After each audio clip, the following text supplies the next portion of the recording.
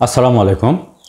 দেশের শত্রুরাই পিআর পদ্ধতির বিরোধিতা করতে পারে এমন মন্তব্য করছেন কক্সবাজারের এক সমাবেশে ইসলামী আন্দোলন বাংলাদেশের আমির সৈয়দ মুফতি রেজাউল করিম।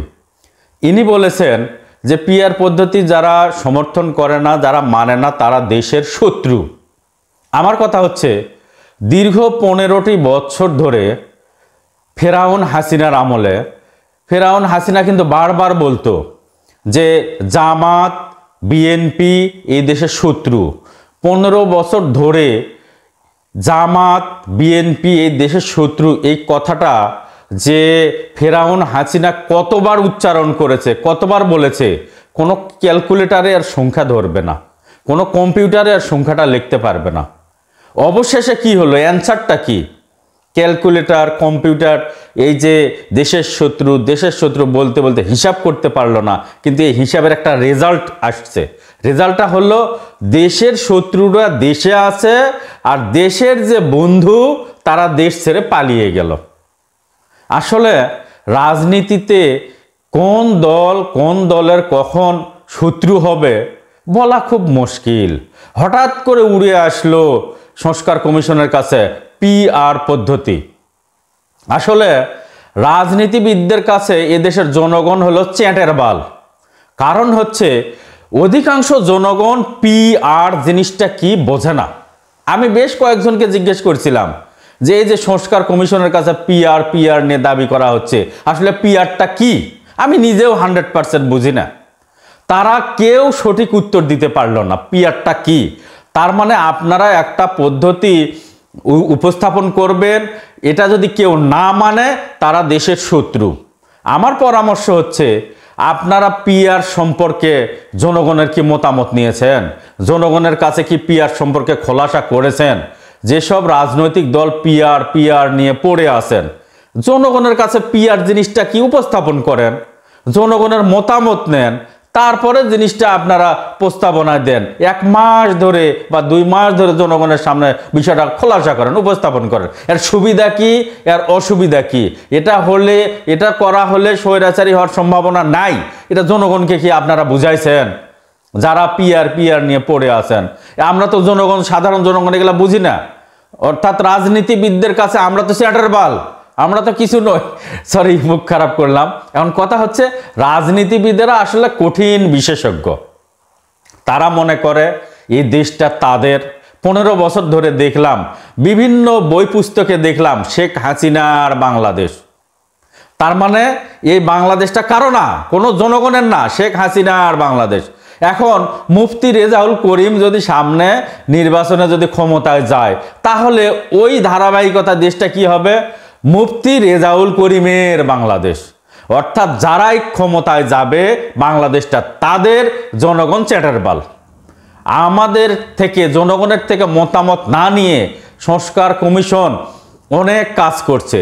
জনগণের মতামত নেওয়া উচিত। হ্যাঁ না ভোট যদি আপনারা দিতে চান দিতে পারেন, জনগণকে অগ্রাধিকার দেওয়া উচিত।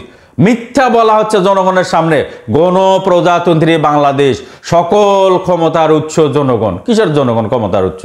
কোনো ক্ষমতা নাই জনগণের হাতে, সব ক্ষমতা রাজনীতিবিদদের হাতে। আপনারা যারা ক্ষমতায় বসে আছেন তাদেরকে জনগণ ছাড় বলতে মুখ দিয়ে ফেনা পড়ে যায়, তারপরেও কাজ হয় না। আর আপনারা বলছেন যে জনগণের বাংলাদেশ, জনগণ সকল ক্ষমতার উৎস। এটা কখন জানেন? ওই ভোটের দিন জনগণ সকল ক্ষমতার উৎস। ভোট পার হয়ে গেলে জনগণ চ্যাটের বাল। তারা হলো অফিসার, তাদেরকে হাত পা ধরে কোনো কাজ করে নিতে হয়। তাহলে এই হচ্ছে রাজনীতিবিদদের ভাষ্য। তারা কখন কার শত্রু হবে, কখন কার মিত্র হবে বলা খুব কঠিন। তার মানে এই মুহূর্তে যারা পিআর চাচ্ছে না তারা দেশের শত্রু। এখন কোনো গোষ্ঠীকে, কোনো দলকে যখন শত্রু ঘোষণা করা হয়, একটা দেশের শত্রু ঘোষণা করা হয়, তাহলে কিন্তু এটা কিন্তু সাংঘর্ষিক, সংবিধানের বিষয় সাংঘর্ষিক। শত্রুদের সঙ্গে বসবাস, একই দেশে আমরা আছি, আমরা শত্রুদের সঙ্গে বসবাস করছি। শত্রু হবে না, রাজনীতিবিদেরা আপনারা আগে বসেন। এই যে চরমনাই পীর যে মুফতি রেজাউল করিম, বলেন তো রাজনৈতিক ইসলামী অনেকগুলো রাজনৈতিক দল আছে, একটা ইসলামী দল আরেকটা ইসলামী দলকে কি সহ্য করতে পারে? আমরা তো হাদিস কোরআন পড়ি না, অতটা বুঝি না, কিন্তু ইসলামী দলগুলো তারা তো অল টাইম হাদিস কোরআন নিয়ে পড়ে থাকে। কোরআন তো একটা, তাহলে আপনাদের দল এতগুলো দল কেন বলেন? কোরআন যদি একটা হয়, ইসলামী মোনা যত লোক আছে সবার দল হবে একটা, এতগুলো দল কেন বলেন? এই যে ইসলামী শাসনতন্ত্র বাংলাদেশ, ইসলামী আন্দোলন বাংলাদেশ, এরপরে হেফাজতে ইসলাম, এরপরে আপনার হলো জামাতে ইসলাম, নেজামে ইসলাম, আরো অনেকগুলো রাজনৈতিক দল আছে ইসলামী। আপনারা কি এক হতে পারবেন? কখনো কখনো পারবেন না, নেভার। কখনো ইসলামী সব দলগুলো একত্র হতে পারবে না, কারণ এক ইসলামী দল আরেক ইসলামী দলের শত্রু এবং দেশেরও শত্রু।